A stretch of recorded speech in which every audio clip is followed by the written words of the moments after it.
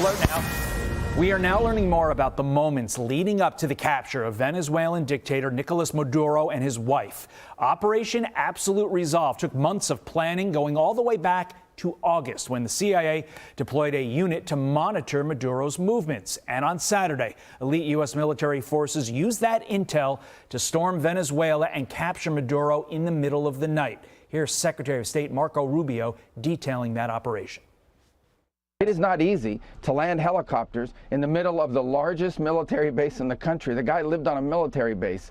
Land within 3 minutes, kick down his door, grab him, put him in handcuffs, read him his rights, put him in a helicopter, and leave the country without losing any American or any American assets. I do think this is one of the most, daring, complicated, sophisticated missions this country has carried out in a very long time. Tremendous credit to the U.S. military personnel who did it. It was unbelievable. U.S. Marine veteran Chad Robichaux, who helped lead rescue missions during the Afghanistan withdrawal, joins me now. And Chad, look, as someone who has experience extracting people, albeit the good guys, and understands how difficult that can be, what do you make of this mission, specifically the speed with which it occurred and the fact that there was no American loss of life?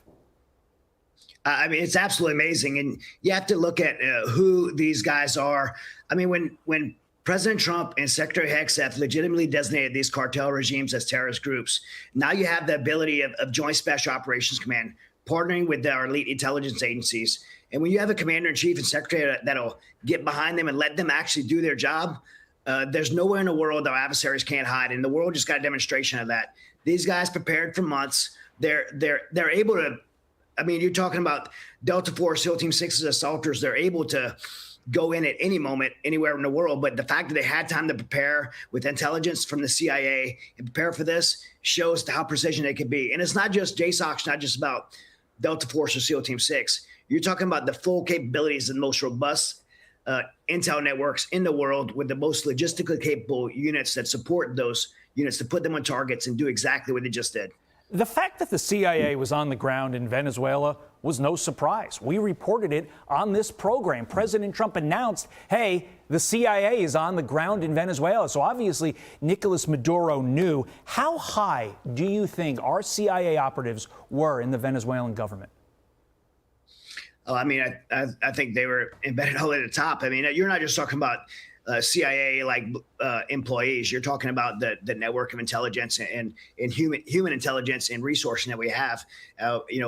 If they're doing their job, then they're going to have assets and resources all the way to the top, right next to Maduro. And obviously he knew that. That's why he was so paranoid. But you can be as paranoid as you want. You just can't stop the long arm of our U.S. intelligence agencies, especially when they're partnered with a unit like a Joint Special Operations Command. Is there anything that surprised you about this mission?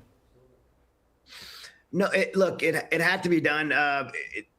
Nicolás Maduro didn't just rise to legitimate leadership. He is a dictator that seized power from his people. 7 million Venezuelans had to flee the country, not because of policy, because his criminal governance of Venezuela. I have friends that are from Venezuela that I skydive with, and they had to leave during his takeover because they hadn't had to get their families out. They're celebrating right now. And aside from the Venezuelan people who got their country, who are going to get their country back now, I mean, the United States was suffering under the threat of this narco-terrorism. Venezuela is not the only one, by the way, and we all know that, but it needed to be done. And President Trump, I feel President Trump gave grace and patience for Maduro to turn things around and do the right thing, and he wasn't going to do it. We knew he wasn't going to do it. And so it's no surprise that this happened. I am not surprised that when Joint Special Operations Command and our military troops are allowed to do their job, that they can do it with such precision and accuracy as they did. Not surprised by that at all. They've been handcuffed for so long. It's so amazing to see a commander-in-chief lets them do their job. This absolutely speaks volumes about the coordination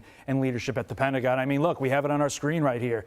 What it took to pull this off. You mentioned the CIA. They provided the intel, surveillance, target tracking. Then you have the Delta Force precisely rehearsed and executed the raid. They built literally a replica of Maduro's home. Think about that. And then the Night Stalkers flew in on very low altitudes to that location. Remember, that's the same group that supported the 2011 raid on bin Laden. Quickly, before we let you go, obviously, men and women did this mission. Without them, we don't have it. I want to talk quickly about the equipment, because this equipment took fire and it did not come down. stayed in the air, flew everybody to where they needed to get to safety. What can you tell us about the equipment that was used in this mission? Well, I mean, like you said, the Night Stalkers who went in, I mean, they're going to have the best aircraft in the world. They're going to have the best equipment. But one of the things you mentioned is the best equipment for preparing. I've seen at some of these elite units, the training rooms where you could add modular walls and move walls around. You could get schematics through intelligence or through architectural like records of a room, a building, a ship, a vessel anywhere in the world. And you could rebuild that facility and rehearse in the real scenario that you're going to be presented with when you go through and you breach through a door.